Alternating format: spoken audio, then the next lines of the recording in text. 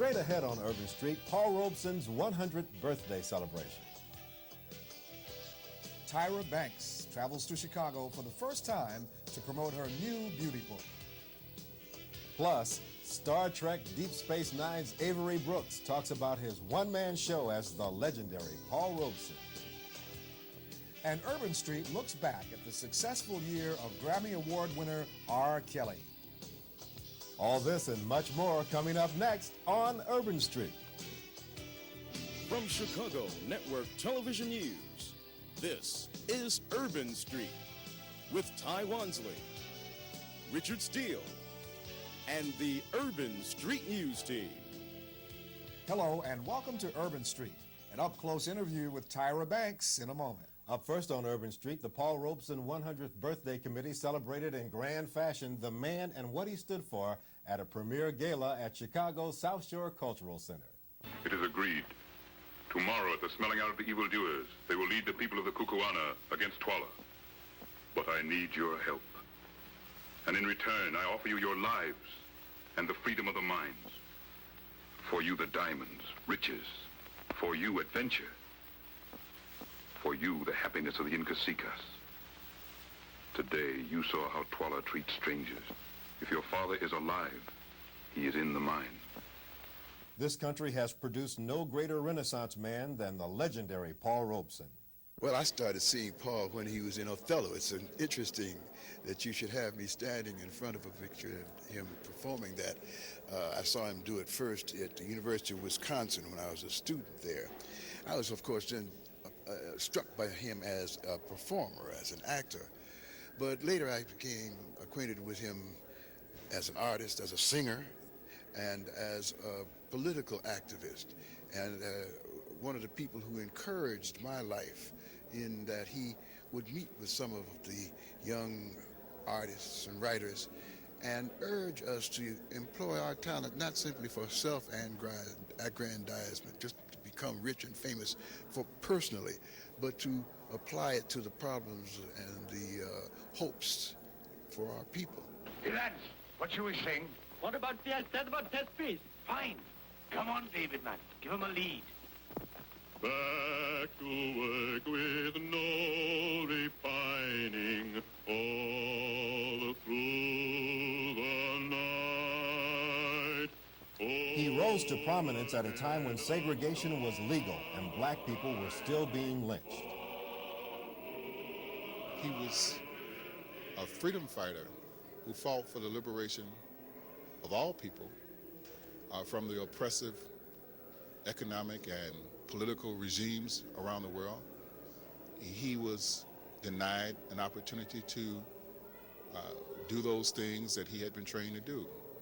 And he willingly sacrificed his career just so that he would be able to continue to fight for people who were poor, oppressed, people who were disenfranchised, all people throughout the world. And indeed, Paul Robeson was a shining star for all of America.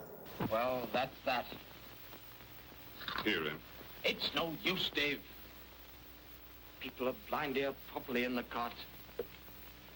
You ought to get out of this place. Why? I pay my way. There's my 17th Bob Dole money. I do my bit on the slag heap. I try not to eat too much. If you had any sense, you'd go. Try the Darden Valley. No, him. Get to Cardiff. Find a ship. Why are you staying? I'll tell you. Because of Mam and the kids. They're my responsibility. Not altogether, Em. Listen, son. Your father was my friend. He took me in, gave me food and shelter, found me work. What kind of a man would I be if I left now when things are bad? Let's don't talk about it anymore. They couldn't stand to have such a power, singing all over the world, shorting their hour. We called him a good man. They canceled his concerts and would let him go overseas on tours. They wanted him down low so his silver voice couldn't rain golden news, so his common message wouldn't erase the blues. In 76 the sky was red, thunder rumbling overhead. Bad King George could it was as a singer, as a person who made music, who carried music around the world, that I think he made his greatest mark. That was what attracted attention to him. He had great ideas, great thoughts. He has a great presence. He was a magnificent actor.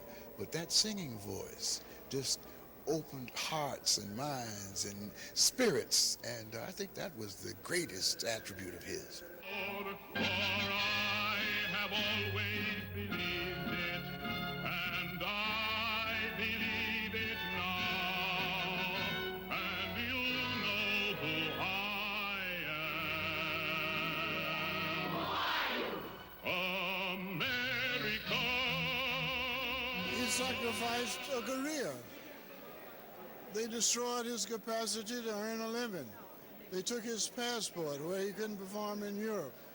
And they tried to poison the minds of the people in America who would come out to hear him sing and watch him perform. And he recognized that these are some of the dues you must pay. They did effectively silence him. He couldn't perform anywhere. He couldn't find any concert halls. He couldn't, finally he was performing in churches, in Reverend Rawls' church, I think it's Monumental Baptist Church down on Indiana Avenue and 44th. But after the second time he tried to perform there, they threatened to cancel the church's insurance if they allowed Paul Robeson to sing. So he had to sing out in the park, in Washington Park, or off South Parkway there, at a spot where every Sunday they would have meetings, like in London, Hyde Park. Well, there would be big political meetings, and everybody who had anything to say would get a chance to stand up and say it. Well, the Washington Park Forum welcomed him, and 25,000 people, Vernon Jordan reminded me, came to hear him that day. Bye bye, in your mother's arms be creeping, and soon you'll be a-sleeping.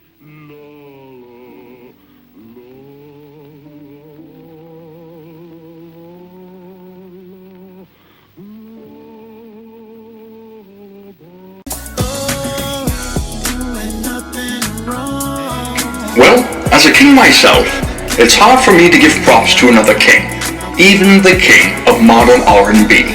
Is it Kells, Usher, Chris Brown? Tank, I don't know. However, if you were to ask me who has the best R&B music right now, I'd say it's the Mark Williams. Rise up, funk with me, dance with me, between your legs. Now that's hot. And my jam?